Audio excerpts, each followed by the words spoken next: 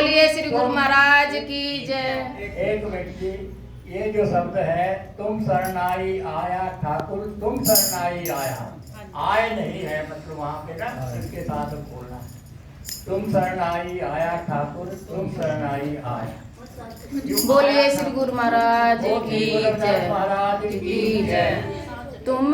प्यारी साध संगत जी, जैसा कि आप जानते हैं आज सतगुरु नानक देव जी का प्रकट उत्सव है, पूरा देश मना रहा है, देश और विदेश सभी जगह मनाया जा रहा है। तो प्यारी साध संगत जी, आप सभी को लख लख बधाइयाँ, बहुत बहुत शुभकामनाएं, बहुत बहुत मंगल कामनाएं।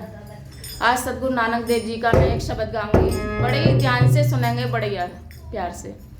तुम चंदन हम नीवरी, गुर सागर हम कीच, जहाँ जहाँ गुर के चरण हैं वहीं हमारा शीश। बोलिए श्री गुरु महाराज की जय। सतनाम सतनाम सतनाम।